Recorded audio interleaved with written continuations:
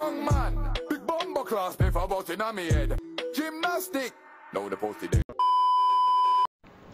bang, kan ilmu boklat kita udah nggak di Alpine lagi, kok masih aja pakai video di joget itu? Mau ilmu boklat kita masih di Alpine atau enggak, setiap kali Alpine melucu ya video ini akan terus muncul. Dan ya gue tahu di video PDP gue kemarin gue lupa masukin video itu, karena kan Alpine melucu tuh di Chinese Grand Prix kemarin, jadi yaudahlah gue masukin di sini aja karena gue mau bahas soal Alpine hari ini.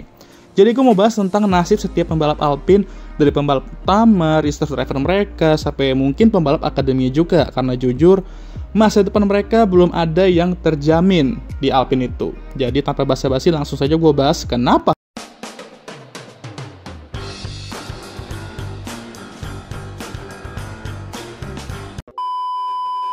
Jadi kenapa gue ngomong begini? Karena pertama, ya ini Alpine yang kita bicarakan ya. Setiap pembalap yang berada di tim ini, dan kalau suatu saat keluar, pasti selalu nggak enak keluarnya ya. Lalu kedua, gue mencium bau-bau Royal Rumble di dalam tim tersebut untuk saat ini ya. Ya gimana ya, mereka punya 2 pembalap utama, kayak biasalah. Tapi mereka juga punya 4 reserve driver, dan belum lagi menghitung pembalap akademi mereka yang balapan di F2, F3, F1 Academy, dan seterusnya. Maksudnya Royal Rumble tuh gini, kalau kalian nonton WWE ya pasti kalian tahu lah ya, tapi kalau yang nggak paham dan nggak nonton nih gue jelasin dulu nih. Itu maksudnya semua pembalap tuh pasti bakal mencoba untuk memasukkan mereka ke seat Alpine itu. Dan mengingat lineup mereka musim ini yang begitu stack ya, ini bakal sangat menarik nih. Bagaimana mereka menghandle lineup serame ini, karena setiap pembalap pasti juga bakal melakukan apapun untuk bisa selamat dan berhasil mempertahankan atau naik ke kursi utama itu. Kita sampaikan beberapa pembalap dulu kayak Jack Doohan ya, karena gue udah bilang berkali-kali soal nasib dia musim ini, dimana dia kalau tampil nggak memuaskan aja bakal langsung kena gusur oleh Franco Colapinto. Dan 2 race pertama gue rasa dia sebenarnya juga sudah menunjukkan harapan sedikit bahwa dia itu bisa jadi pembalap yang solid, pace-nya tuh ada.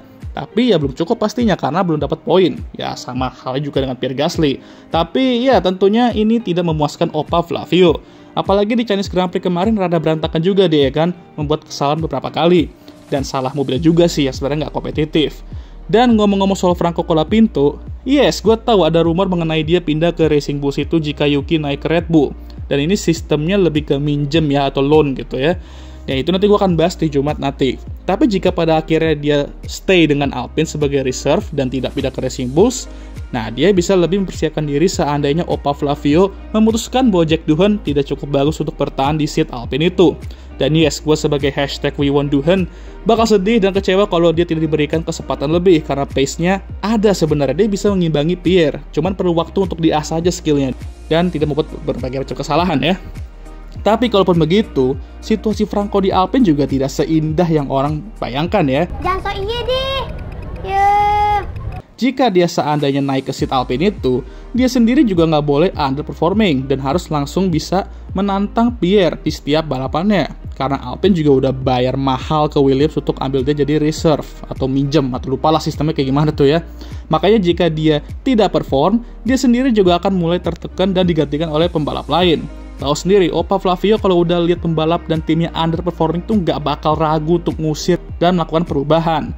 Emang edan beliau satu ini ya, asli udah kayak final boss The Rock-nya F1 ini. I control you every millimeter.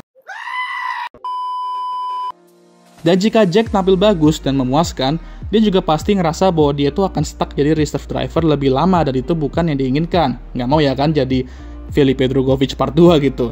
Itu membuat dia ya harus cari tim lain kalau misalnya itu yang terjadi. Jadi nasib Franco di Alpine juga tidak sesmooth itu dan harus tergantung sama situasi tertentu juga.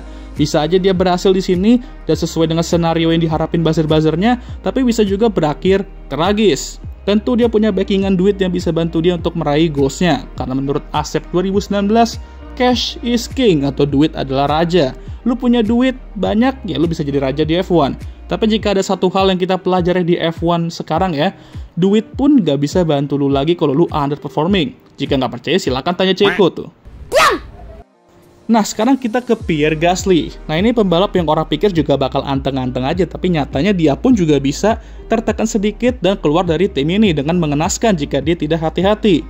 Pierre tidak boleh membiarkan Jack mengunggulinya begitu sering baik di qualifying atau race, dan sejauh ini dia mampu melakukan itu walaupun Jack sempat out qualified dia di sprint shootout Chinese Grand Prix kemarin, tapi mengingat kontraknya juga habis musim ini dan belum ada perbincangan untuk perpanjangan kontrak sampai saat ini, ya dia pun masa depannya juga belum terjamin aman. Apalagi dengan suara-suara nggak jelas mengenai tim ini soal Jack sama Franco, Pierre juga pasti tidak nyaman, apalagi dia bisa masuk ke suara-suara tersebut jika dia yang underperform justru.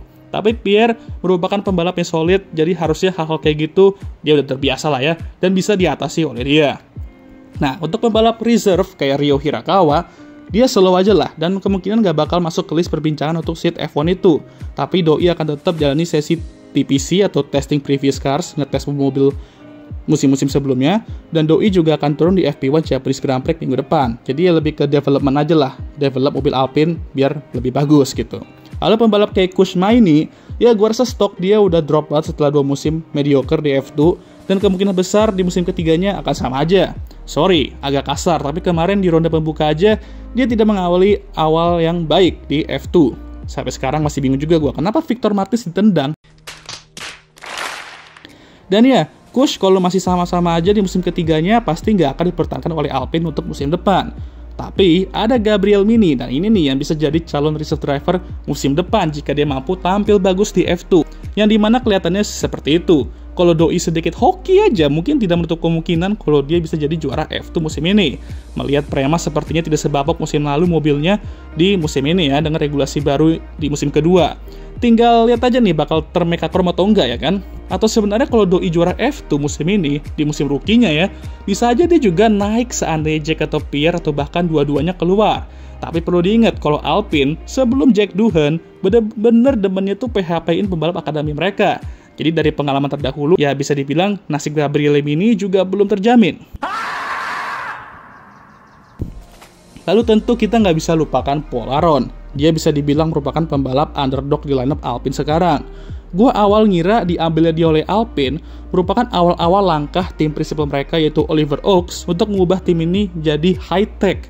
Tapi kedatangan Flavio dan Franco membuat prediksi itu sedikit tertahan. Namun jangan remehkan Paul Aron, karena gue juga sudah dengar-dengar dari beberapa ordal, entah itu media Argen atau siapalah yang bilang dia tuh benar-benar memuaskan Alpine di testing dan di simulator juga kenceng. Gua nggak kaget sih kalau rumor-rumor itu bener, karena kalau kalian lihat karir juniornya, kemampuan adaptasi dan mindset dia tuh emang bagus, dan gua heran kenapa dia perhatian itu sampai sekarang masih sedikit ya. Ada alasan kenapa Oli Oaks mau ambil dia selain karena emang ada hubungan high-tech gitu ya. Dan kalau gua lihat juga Oli Oaks memang lebih cenderung ke Jack Doohan dan Paul Aron, sementara Flavio lebih cenderung ke Franco. Nggak tahu juga sih, tapi kalau dari yang gue perhatikan di setiap wawancara mereka sih gitulah. Tapi underdog pun juga nggak bisa dibilang nasibnya jelas, justru malah ya underdog ini nih yang sedikit masa depan itu harus dipertanyakan. Karena ya walaupun gue rate dia setara sama Franco atau mungkin lebih unggul sedikit, Franco tuh mengunggulinya jauh dari segi backingan finansial dan pengalaman nyetir mobil di F1. Jadi ya bener, baik lagi, cash is king, dan ini yang bikin hype dia tuh jauh banget dari Franco saat ini. Plus, Franco juga udah ada pengalaman balapan di F1 seperti yang gue bilang tadi. Tapi jika Franco beneran ke Racing Bulls, Jack Doohan gak boleh santai karena Paul Aron ini bisa jadi ancaman selanjutnya. Paul juga akan turun di FP1 berapa kali musim ini, jadi kita bisa sekalian lihat kemampuan dia. Jadi inilah maksud gue, Alpine tuh udah kayak Royal Rumble. Setiap pembalap memiliki chance untuk bisa naik ke seat utama itu atau bahkan bertahan dulu lah sampai 1-2 musim. Tapi di saat yang sama, mereka semua bisa aja cabut setelah 2025. Semua tergantung dari performa setiap pembalap dan tentunya hal-hal lain seperti Opa Flavio dan Oliver Oaks. Dan tentunya situasi lain-lainnya lah yang mereka tuh nggak bisa kontrol juga. Yang jelas nasib semua pembalap Alpine belum ada yang aman. Kayak stance mereka sekarang nih, yang tidak aman karena belum dapat poin.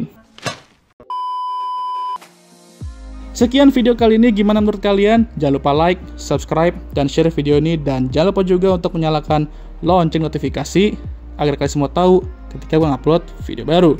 Jangan lupa juga untuk follow Instagram gue. Dan ya, mari kita teruskan jalani road to 10k sub sebelum akhir tahun ya.